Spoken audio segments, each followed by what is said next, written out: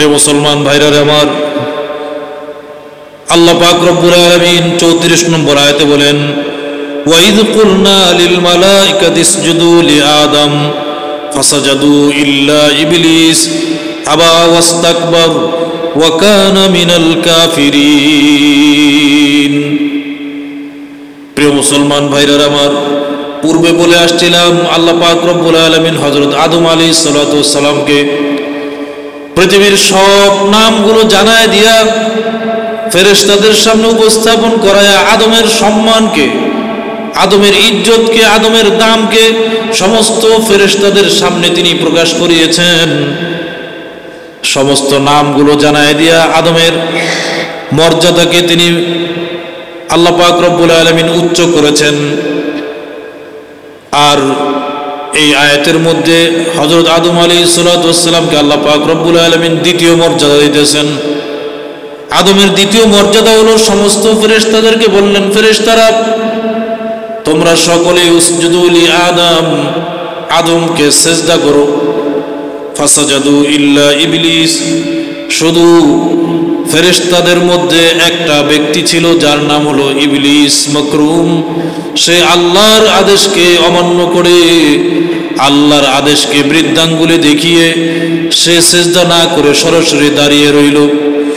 আল্লাহ পাক রব্বুল আলামিন বললেন, ক্বালা মা মানাকা আল্লা তাসজুদা ইয আমারতুক, কি ব্যাপার, আমার আদেশকে আমি যখন তোমাকে আদেশ করলাম আদমকে সিজদা করার জন্য, তুমি আদেশ মান্য না করে, পালন না করে দাঁড়িয়ে আছো। কে তোমাকে সিজদা করতে নিবারণ করলো?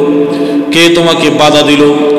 সমস্ত ফেরেশতারা আমার বানানো আদমকে সিজদা দেওয়ার জন্য মাটিতে লুটিয়ে পড়লো। সিজদারত অবস্থা আছে, তুমি দাঁড়ায় আছো কেন? তখন ইবলিস নিজের অহংকার বশত, নিজের ঘোলা বিবেক দিয়া, মোটা বিবেক দিয়া আল্লাহর কাছে যুক্তি আর্গুমেন্ট পেশ করে। আল্লাহর কাছে বলে, খলাকতাহু খলাকতানি মিন নার ওয়া খলাকতাহু মিন তিন, ওগো আল্লাহ, আমি মাটির বানানো আদমকে সিজদা করব, এটা তো সম্ভব নয়, কারণ আমি হলাম আগুনের তৈরি আর আদম হলো মাটির তৈরি। আগুনের কাজ হলো উপরের দিকে ওঠা আর মাটির কাজ হলো নিচের দিকে যাওয়া। সুতরাং আমি আদমের থেকে মর্যাদায় বড়, আমি আদমকে সিজদা করতে পারবো না। জোরে বলেন নাউযুবিল্লাহ। আল্লাহ পাক রব্বুল আলামিন আশ্চর্য হয়ে গেল যে আমি তোমাকে বানালাম এবং তোমাকে সবচেয়ে ফেরেশতাদের সর্দার বানিয়ে দিলাম, ফেরেশতাদের লিডার তুমি, সেনাবাহিনী প্রধান। আমি আল্লাহ আদেশ করেছি আদমকে সিজদা করার জন্য। আদমকে সিজদা করার উদ্দেশ্য নয়, আমি দেখতে চাই যে আমার আদেশ পালন হয় কিনা। কথা কি বুঝাইতে পারছি? এখানে দেখেন, প্রথম কথা হলো আল্লাহ পাক রব্বুল আলামিন আদমকে দ্বিতীয় যে মর্যাদা দিতেছেন, 1 নম্বর মর্যাদা কি দিয়েছেন? পৃথিবীর সব কিছুর নাম জানাই দিয়েছেন। এটা আদমের 1 নম্বর সম্মান, 1 নম্বর ইজ্জত। ফেরেশতারা সেই নামগুলো জানতো না, আদম সব নামগুলো জানতো।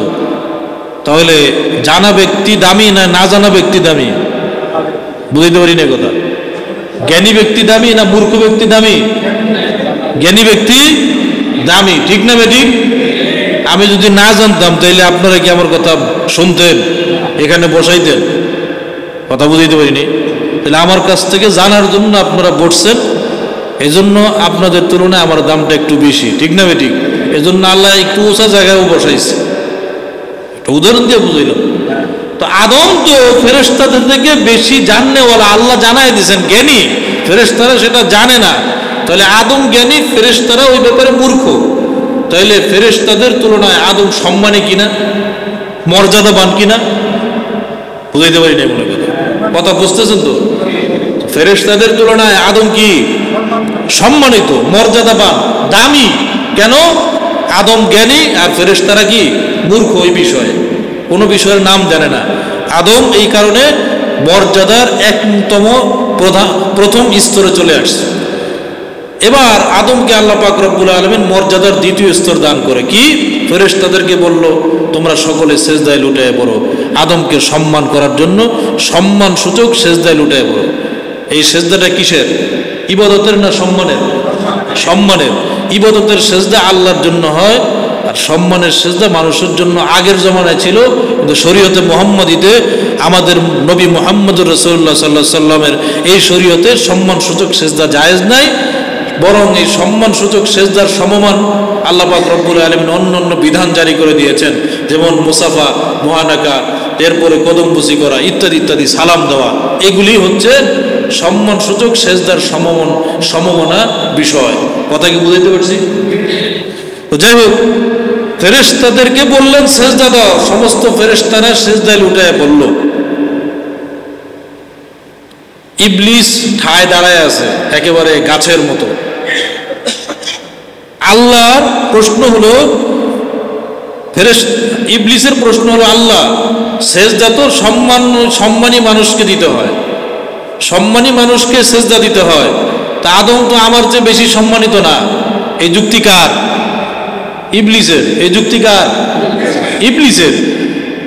আদম তো আমার চেয়ে বেশি সম্মানিত না। বলে কেন? যুক্তি কি? আমি হলাম আগুনের তৈরি, আদম মাটির তৈরি, এক নম্বর যুক্তি। দ্বিতীয় যুক্তি হলো, আমি আদমের আগে সৃষ্টি হয়েছি, আদম আমার পরে সৃষ্টি হয়েছে। এটা হলো ইবলিসের যুক্তি। এই যুক্তির কারণে সে সেজদা দিতে নারাজ। আল্লাহ বলেন, ধর্ম, ইসলাম এগুলো যুক্তিতে চলে না, উক্তিতে চলে। কিসে চলে? উক্তিতে চলে। বুঝাইতে পারি না কথা। ধর্ম যুক্তিতে চলে না। ধর্ম কিসে চলে না? যুক্তিতে চলে না, ধর্ম চলে উক্তিতে। আল্লাহ যে উক্তি, আল্লাহ যে বাণী বলে দিচ্ছেন, এই বাণীতেই ধর্ম চলে। আল্লাহর বাণীর বাহিরে যাওয়া, আল্লাহর আদেশের বাইরে যাওয়ার ক্ষমতা পৃথিবীর কোনো মানুষের নাই, জিনের নাই, ফেরেশতাদের নাই। ঠিক না বেটি?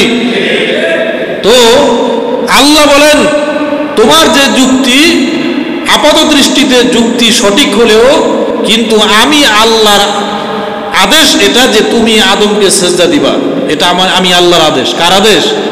আল্লাহর আদেশ। সুতরাং তোমার যুক্তিতে যদি সেটা নাও ধরে, আমি আল্লাহর আদেশ পালন করো নাই, এটা হলো বড় গুনাহ। ঠিক না বেটি? উদাহরণ দিলে বুঝবেন। আপনি একজন মালিক, এখন আপনার একটা চাকর আছে বা একজন শ্রমিক আছে, মাসে 10,000 টাকা 20,000 টাকা বেতন দেন। আপনি